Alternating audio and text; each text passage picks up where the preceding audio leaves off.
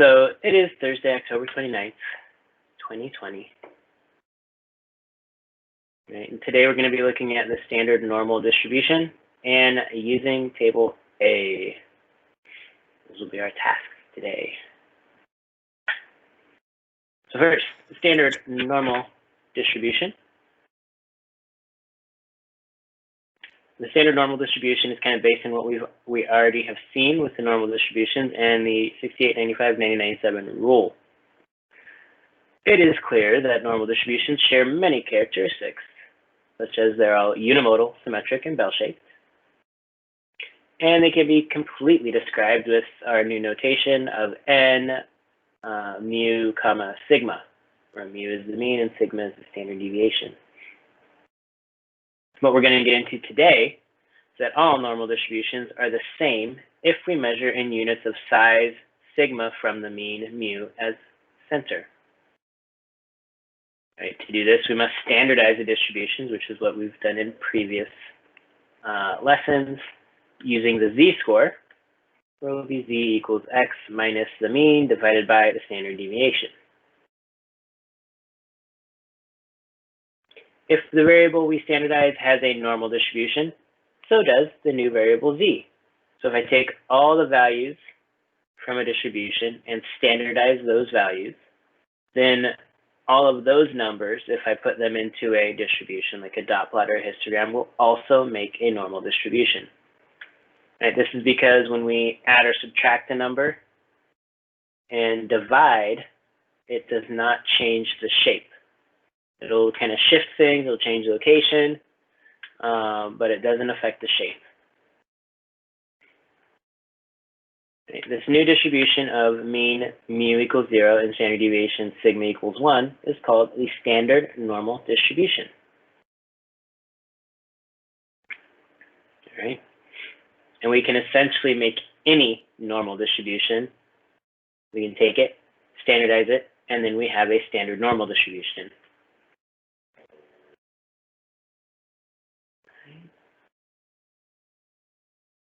Any questions so far? Or can you raise your hand if you need more time to write anything down from this slide?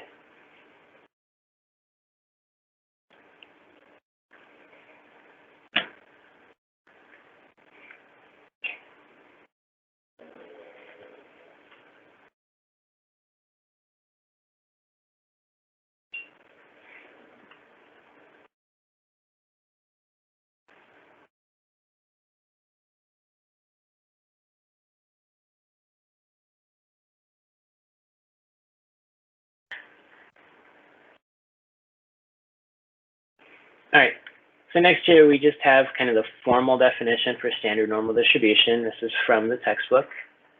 The standard normal distribution is the normal distribution with mean 0 and standard deviation of 1. Right, we see this sketched in this picture here. We have our bell-shaped symmetric unimodal curve centered at 0 with standard deviation of just 1. If a variable x has any normal distribution with mean mu and standard deviation sigma, then the standardized variable z equals x minus mu divided by sigma has the standard normal distribution n0, 1, where n0, 1 is the thing that completely describes this picture. Right, so essentially, again, what this is saying is that any normal distribution, when standardized, turns into the standard normal distribution. Right, we take all of the points from a normal distribution, standardize each point. That new distribution is the standard normal distribution.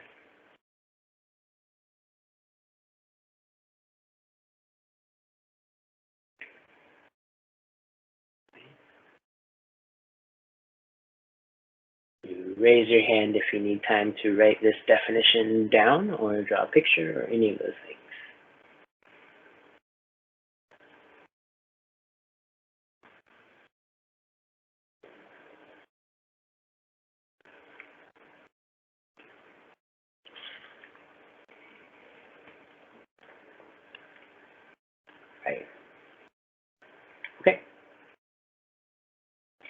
So then, here's a bunch of information. Don't necessarily worry about writing all of this down, but just pay attention. Just like any other normal distribution, the 68, 95, 99, 7 rule applies to the standard normal distribution. That is, 68% of the observations lie between z equals -1 and z equals 1, within 1 standard deviation of the mean mu. What happens if I want to know the percent of observations that lie between z equals -1.25 and z equals 1.25? That is not in one of these special categories of 68, 95, 99.7. This rule no longer helps. So in that case, we use the standard normal table known as table A. It is a table with lots and lots of numbers. We're going to see how to use it today. This table works because all normal distributions are the same when standardized.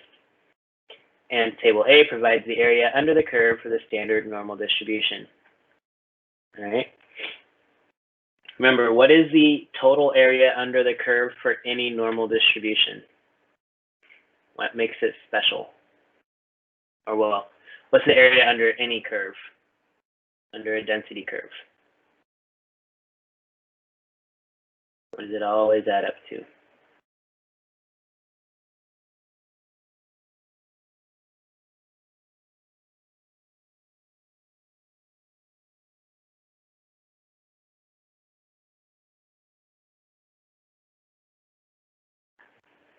Anyone? What is the total area under a density curve for any distribution?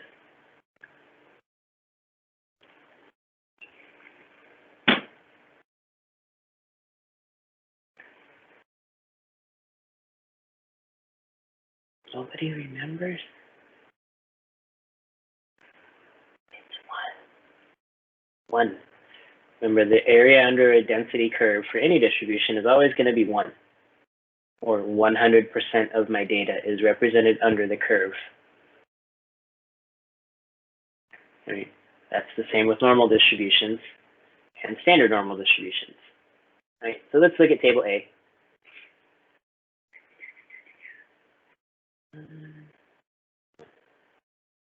Down.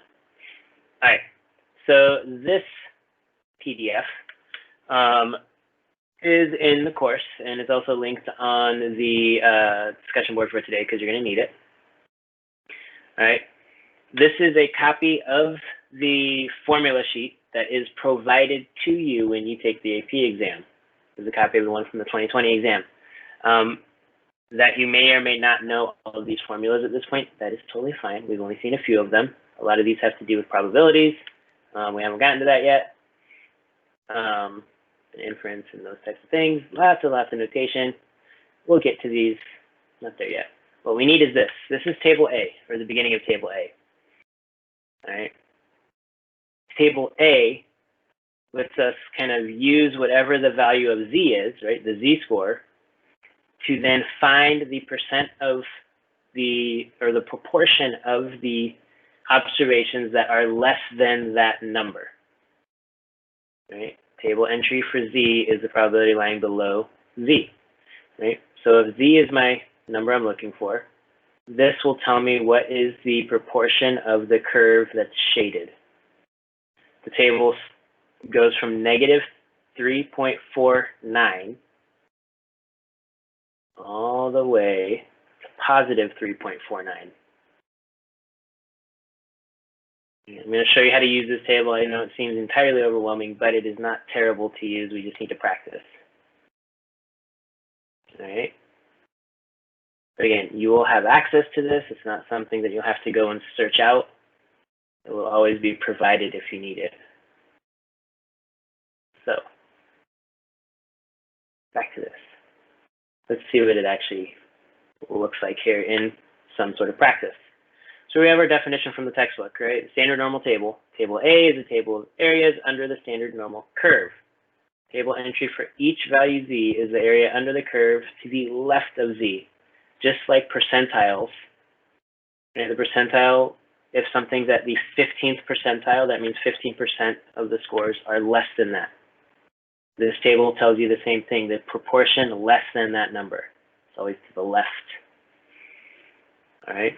In this example, we have a z-score of 0.81. All right. So we want to find the proportion of observations from the standard normal distribution that are less than 0.81. That's the shaded area represented in our picture here. To find the area of to the left of z equals 0.81, we need to locate 0.8 in this column under z in table A, which is right here, and then find 0.01, which completes the decimal, 0.8, and then we tack on the second decimal of 0.01, gives us 0.81. Where these two numbers intersect on the table is the proportion that I'm looking for, 0.7910. So the proportion, right, of observations that are less than 0.81 in this standard normal distribution is 0.7910, or 79.1%. Right? This is something you just have to practice with to really get a feel for it. So we're going to do some examples. First, are there any questions on this so far?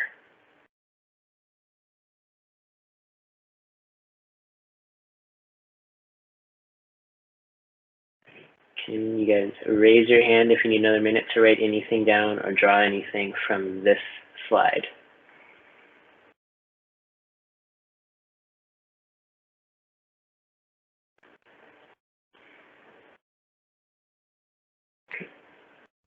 All right, let's look at examples.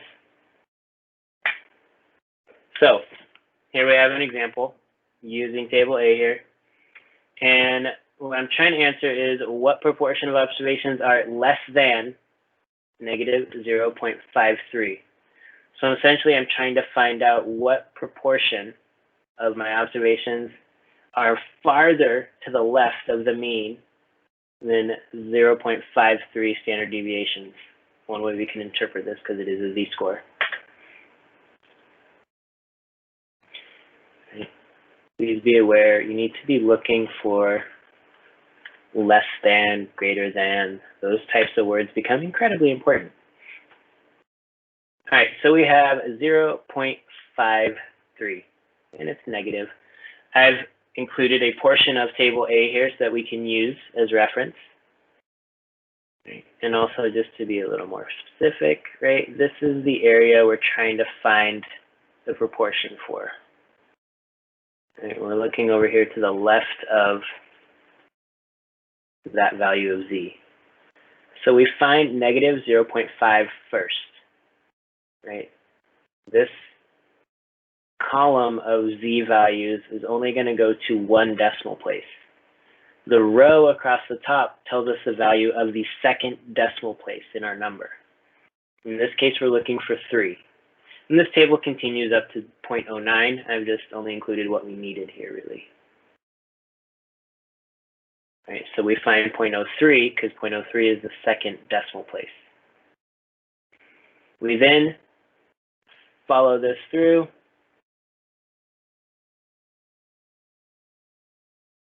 till we hit our intersection of these two numbers. Right, this cross-section between the column and the row gives us the proportion of observations that are less than negative 0.53. Right, so we can make a statement. We have the number. Right, and we all know that they want us to write sentences about what we've seen. Providing numbers is typically not enough. Right? So we can say the proportion of observations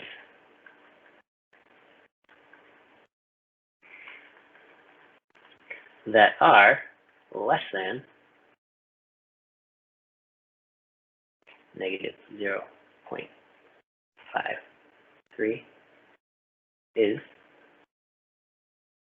0.2981, right, or 29.81%.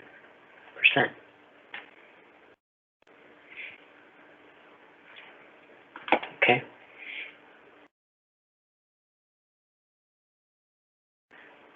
What about this does not make sense? Do you have any questions?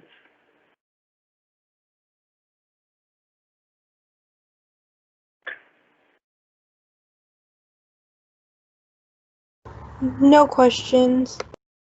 Okay. Thank you, Trinity. All right. So this is a most basic example. We're given a single value of z. We want to find what proportion is less than. That is the number that shows up on the table A. All right. In this case, we're now looking at a positive value, all right, of z on our table or on our graph. And again, we're looking at less than. So we will just be using the value from the table. We're going to use the same steps. We're looking for the proportion of the area under the curve to the left of 1.25. So we start by finding kind of the base or the root, if you will, of the decimal, which is 1.2. We'll find in the column here of z. And then we find the second decimal place, the 0.05, in the row here. And the intersection of these two gives us the proportion. So again, we could make a similar statement saying, okay, the proportion of observations that are less than 1.25 is 0.8944 or 89.44%. Okay. If we knew the context of this, if we had some larger distribution we were actually talking about that we had standardized and we were using this to find out the proportion of, SAT scores that are less than, 1,200, we would then write something about that context saying that, 89.44% of students scored less than 1,200 on their SAT. All right, we would use it in that way. In this case, we don't have the context. We're just learning how to use the table.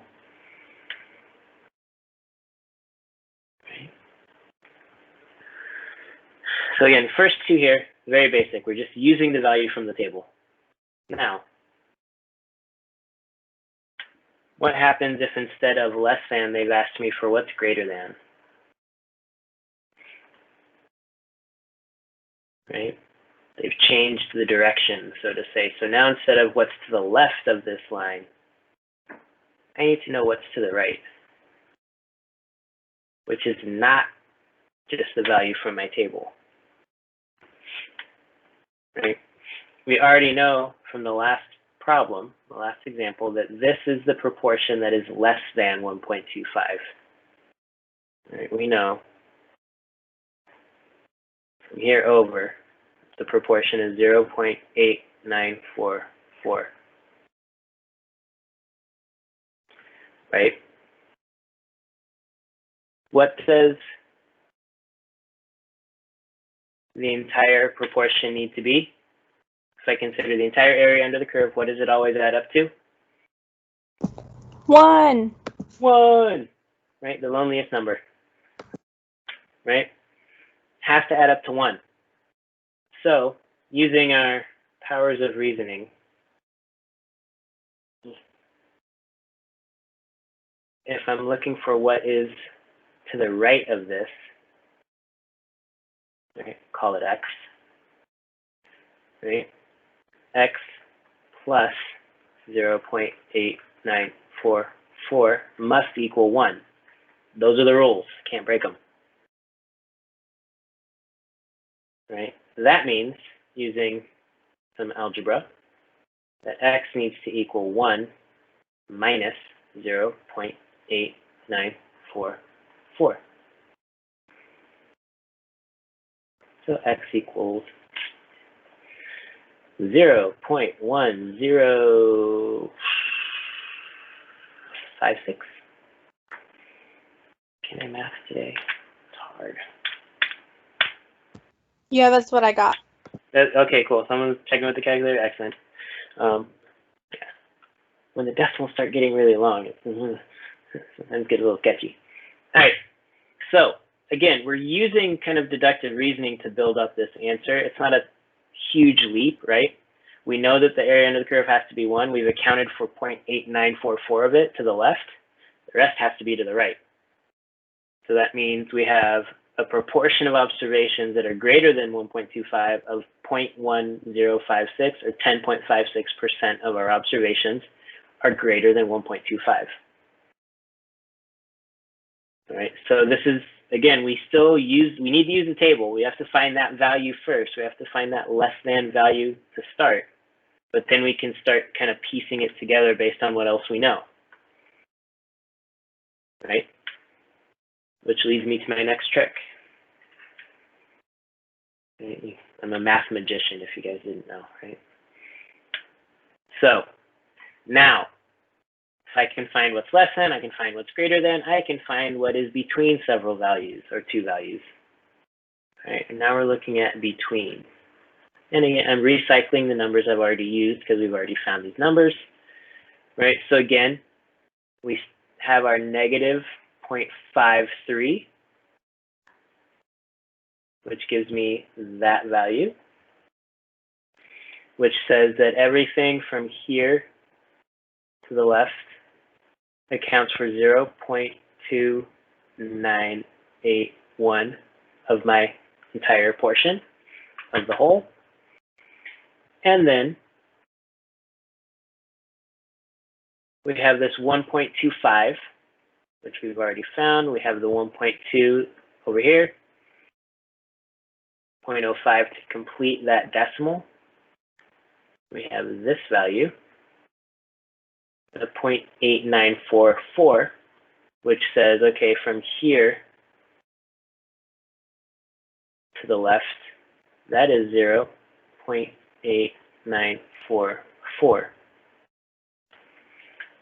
So we know the proportion to the left of 1.25. We have the proportion to the left of negative 0.53. I need to use a different color, that one. Right?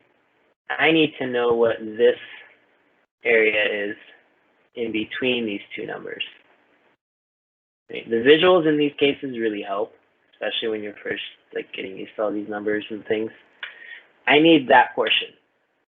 So I need to know what's between here and here. We'll call it, let's be fancy.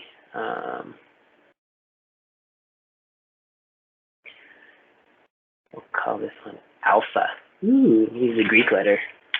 All right. So if I'm trying to find this portion, which we're calling alpha, right? We have to have that 0.2981 plus alpha has to equal 0.8944, right? Because I need everything to the left of 1.25 except what's to the left of negative 0.53. Right, so these things have to add up to the 0.8944, which means that our number alpha here equals 0.8944 minus 0.2981. And again, alpha will equal 0.5963.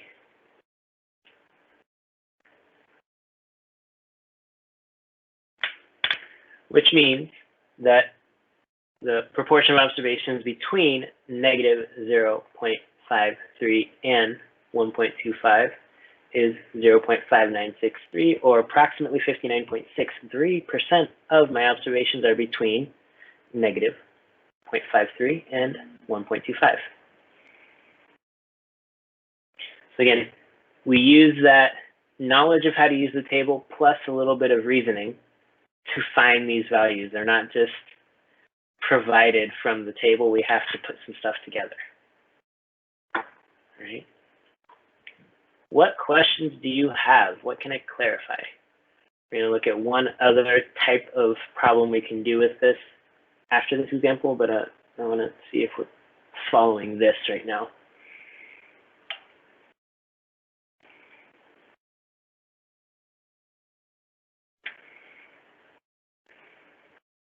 Or am I just like that stupendous at explaining? I'll take that too. But all right.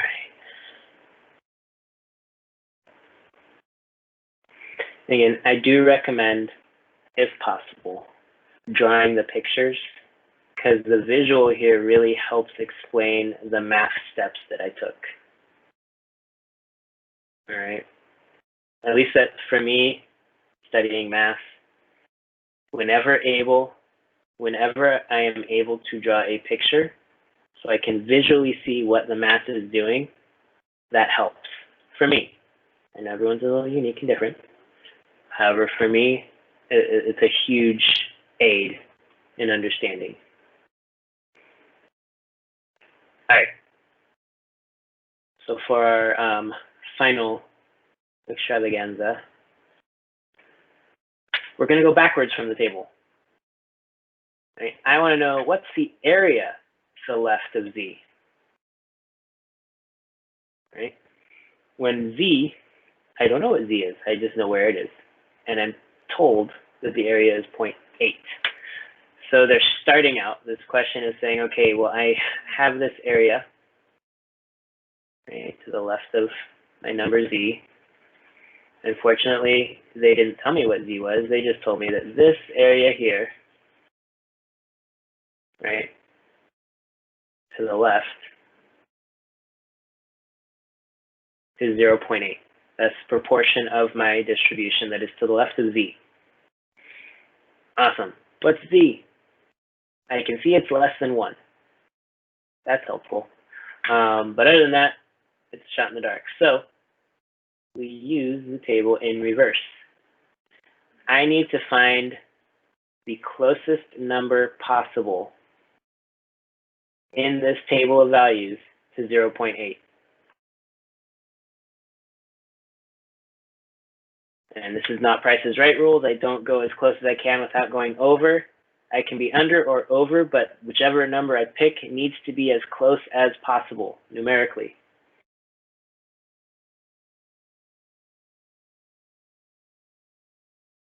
Okay, so we're finding the number closest to this number. All right. So if we look at our table, again, I've only taken the part of the table that we need for this exercise. We're looking down at the bottom here because when we get to like 0.78, 0.79, 0.79, 0.79, 0.79, 0.80. Right, this is where we make that jump across 0.80. Right, we have these two numbers. So which one is closer? Right? What's the distance from 0.7995 to 0.8? Right, for this number, I am 0.0005 away from 0.8.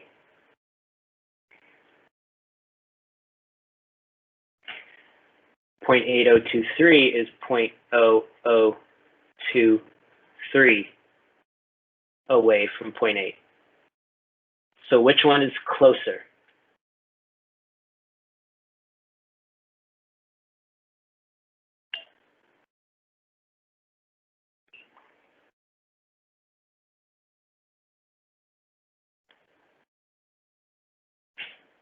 Which of these two numbers is closer?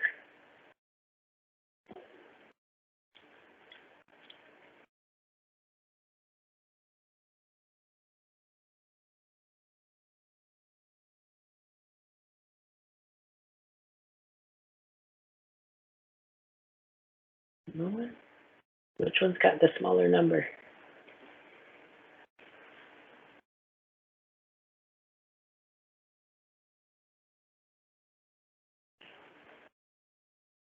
All right. Isn't it the point 3? Oh, what? I heard two people try to talk. Ladies first. So in this case,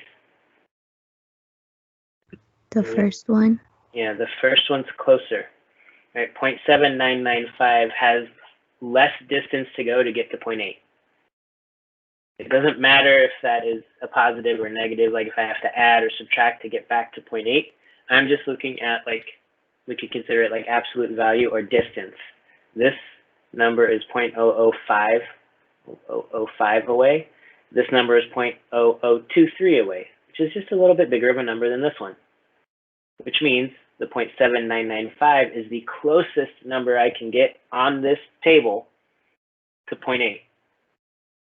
So now that I've found the closest number possible to 0.8, I'm going to follow that number back to the column and the row for Z to build the decimal for Z. Right, so this means that this Z right here is equal to 0.84.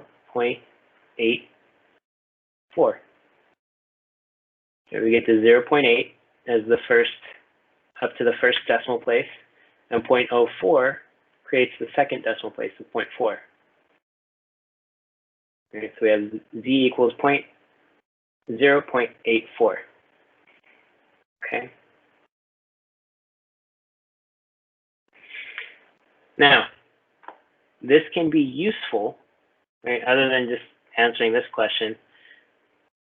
Suppose you are asked, like, if you wanted to score in the 85th percentile, for example, or in this case, the 80th percentile on the SAT, what score do you need to get? Right? We can use the standardized score, right, to find, okay, well, this corresponds to a Z-score of 0.84. I then reverse engineer the standardization, right, and say, okay, well, 0.84 will equal the score I need to get minus whatever the average SAT score is for the population, divided by the standard deviation, right, and I can solve for X and find out, okay, that's the score I want to get to be in the 80th percentile. So that's where we get use out of this type of calculation, right? We follow it back to the context. You're not going to have to do this type of calculation today for the discussion board or anything. I'm just kind of going to the next step that we can do with these. All right. What questions do you have? What can I clarify? What can I help you with? What's not making sense? Did I go too fast?